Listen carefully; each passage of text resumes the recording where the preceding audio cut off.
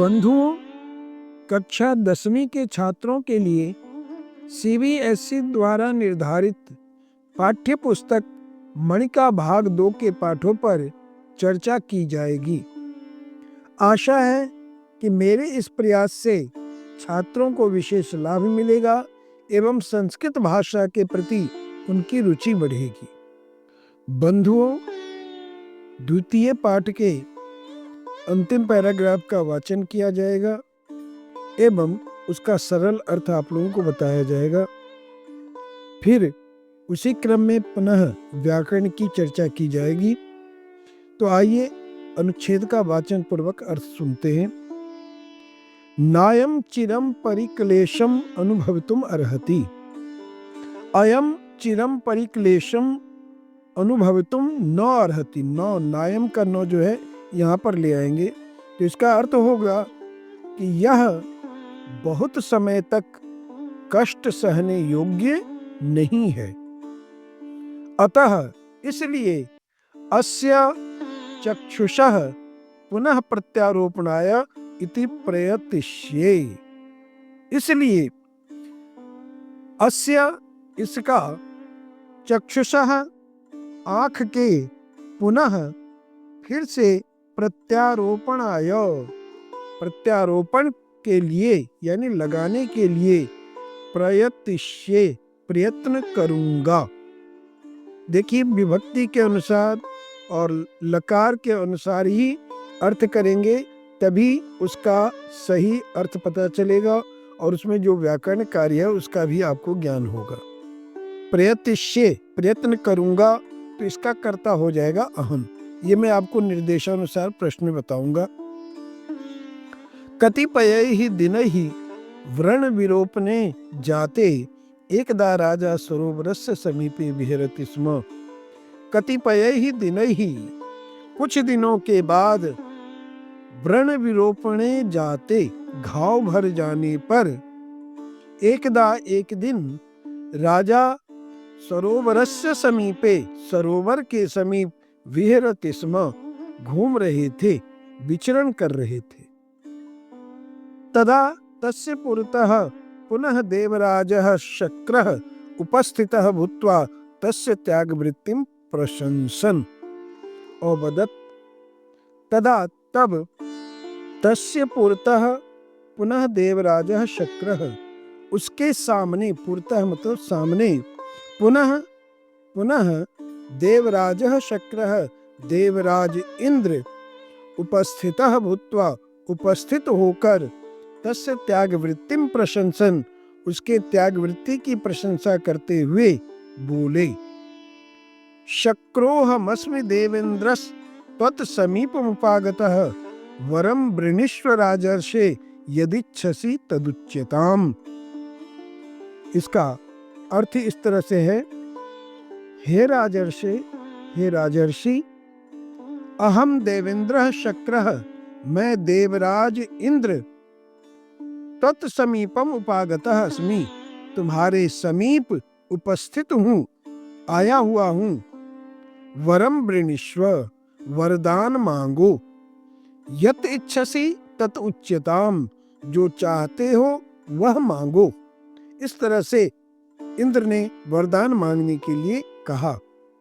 एवं उक्तेन राज्ञा नेत्रार्थं प्रार्थिते सति शक्रस्य प्रभावेण आत्मनः सत्य पुण्यबलेन च तस्य प्रथमम् एकं चक्षुः प्रतिष्ठितम् अभवत्, ततः द्वितीयमपि। एवं उक्तेन राज्ञा, ऐसा कहने पर राजा के द्वारा, नेत्रार्थम प्रार्थिते सति, नेत्र के लिए प्रार्थना करने पर, कहते हैं शक्रस्य प्रभावेन, शक्र यानी इंद्र के प्रभाव से, इंद्र के प्रताप से, और आत्मनः सत्य पुण्य बलेन, और स्वयं के सत्य और पुण्य के बल से, तस्य प्रथमम एकम चक्षु प्रतिष्ठितम अभवत्, उसका प्रभाव से क्या हुआ, उसका पहले एक नेत्र प्रतिष्ठित हुआ, यानी पहले एक नेत्र लगा, फिर उसके बाद ततः द्वितीयमपि, उसके बाद दूसरा नेत्र भी प्रतिष्ठित हो गया। भूयः प्रीतः शक्रः वरम अयच्छत। भूयः मतलब पुनः, प्रीतः शक्रः प्रसन्न इंद्र ने वरम अयच्छत वरदान दिया। शतयोजन पर्यंतम शैलानाम पारम च द्रष्टुम समर्थः भव इति, ये वरदान दिया कि 100 योजन पर्यंतम 100 योजन तक, और शैलानाम पारम च, और पर्वतों के उस पार, द्रष्टुम समर्थः भव, देखने में समर्थ हो। इति उक्त्वा शक्रः तत्रैव अंतर्हितः अभवत्। ऐसा कहकर इंद्र वहीं अंतर ध्यान हो गए, वहीं लुप्त हो गए, वहीं छिप गए। अतः सत्येन उक्तम, इसलिए सत्य ही कहा गया है। धनस्य निहिसार लघो ससारो यद दीयते लोकहितोन्मुखेन निधानताम याति हि दीयमानम अदीयमानम निधनैक निष्ठम। अन्वय के साथ इसका अर्थ करेंगे। निहिसार लघो धनस्य सहसारः, यह धनस्य का विशेषण दिया है निहिसार लघु, सारहीन तुच्छ, लघु तुच्छ धन का, सहसारः यही सार है, यही महत्व है। यत जो लोक हित उन्मुखेन दीयते, लोक के कल्याण के उद्देश्य से दिया जाए। कहते दीयमानम धनम निधानताम ही आती, क्योंकि दिया गया धन ही निधानता को प्राप्त होता है। निधानता कहते श्रेष्ठता को, महत्ता को प्राप्त होता है। और अदीयमानम धनम निधन एक निष्ठम भवति, और न दिए गए धन का विनाश ही एकमात्र नियति है, माने उसकी परिणति जो है नाश ही होना है। इसीलिए धन यदि लोक हित उन्मुख के लिए दिया जाए, लोक कल्याण के लिए दिया जाए, तो उसी धन का महत्व है। बाकी जो धन नहीं दिया जाता है, वो तो अंत में उस धन का नाश ही होता है।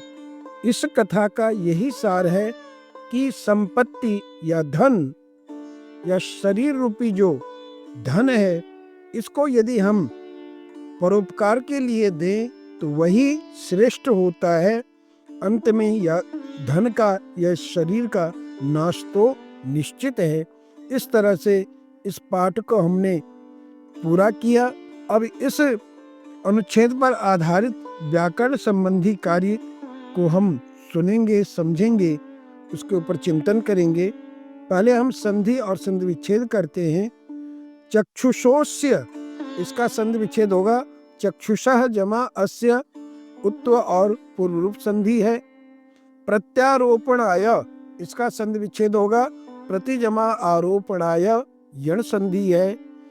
कतिपयैहि दिनैहि, इसका संधि पद हो जाएगा कतिपयैर् दिनैहि, ऋतु संधि हो जाएगी। देवराजः शक्रः, इसका समस्त पद बन जाएगा, संधि पद बन जाएगा देवराजशक्रः, इसमें शत्व संधि हो गया है। शक्रो हम, इसका संधि विच्छेद करेंगे शक्रः जमा अहम, इसमें भी विसर्ग उत्व और पुल्लूप संधि है। देवेंद्रस्त्वत्, इसका संधि विच्छेद करेंगे देवेंद्र जमा त्वत्, सत्व संधि हो रखा है। यदिच्छसि, इसका संधि विच्छेद करेंगे यत जमा इच्छसि, जशत्व संधि यानी तवर्ग का तीसरा वर्ण हो जाएगा तो का। तदुच्यताम, इसमें भी तत् जमा उच्यताम, तो को दो कर देंगे, इसमें भी जशत्व संधि है। इति जमा उक्त्वा, इत्युक्त्वा यण संधि है। तत्रैव, तत्र जमा एव, तत्रैव, इसमें वृद्धि संधि की गई है। अंतर्हितः जमा अभवत्, अंतर्हितो भवत्, इसमें पूर्व रूप और उत्तर संधि करेंगे, फिर पूर्व रूप संधि किया गया है। ससारो, इसका संधि विच्छेद करेंगे सह जमा सारो, सारो यद दीयते, इसका संधि विच्छेद करेंगे सारह जमा यत जमा दीयते। पहले में उत्तु संधि फिर जशत्व संधि हो गया है। लोकहितोन्मुखेन, लोकहित जमा उन्मुखेन गुण संधि है। उन्मुखेन का भी हम संधि विच्छेद कर सकते हैं। उत जमा मुखेन, यहाँ मुखेन का मौ जो है अनुनासिक वर्ण है, इसलिए तो के जगह पर तवर का पांचवा हो जाएगा। निधनैक निष्ठम, निधन एक निष्ठम, इसमें वृद्धि संधि है। तो इस तरह हमने संधि पदों पर चर्चा की। अब हम समास विग्रह पर चर्चा करते हैं। व्रण विरूपणे, इसका विग्रह करेंगे व्रणस्य विरूपणे षष्ठी तत्पुरुष। सरोवरस्य समीपे उपसरोवरम, अव्ययी भाव समास करेंगे। देवराजः का करेंगे विग्रह देवानाम राजः। त्याग वृत्तिम का विग्रह करेंगे त्यागस्य वृत्तिम। सत्य पुण्य बलेन का विग्रह करेंगे सत्य पुण्यस्य बलेन। अदीयमानम का विग्रह करेंगे न दीयमानम। तो इस तरह से हमने समास विग्रह पद को देखा, इसके ऊपर चर्चा की। अब प्रत्यय वाला एक पद है निधानताम, इसमें निधन जमा तल प्रत्यय निधानताम बना। तो इस तरह हमने व्याकरण के ऊपर चर्चा की। अब मैं निर्देशानुसार प्रश्न पर चर्चा करूं। प्रयतिष्ये क्रिया का कर्ता अहम सर्वनाम होगा। पृष्ठतः का विलोम शब्द है पुरतः। वृणीष्व इस क्रिया का कर्ता भी त्वम सर्वनाम है। पुनः का पर्यायवाची शब्द यहाँ पर आया है भूयः पद। प्रीतः शक्रः, इन दोनों पदों में प्रीतः विशेषण पद है और शक्रः विशेष्य पद है। पर्वतानाम इस अर्थ में पद है शैलानाम। उपस्थितः का विलोम शब्द हो जाएगा अंतर्हितः। और धनस्य निहिसार लघु, इन दोनों पदों में निहिसार लघु विशेषण पद है और धनस्य विशेष्य पद है। तो इस तरह से कुछ निर्देशानुसार वाले प्रश्नों पर चर्चा की गई। आशा है कि आप मेरे इस प्रयास से लाभ उठाएंगे। धन्यवाद।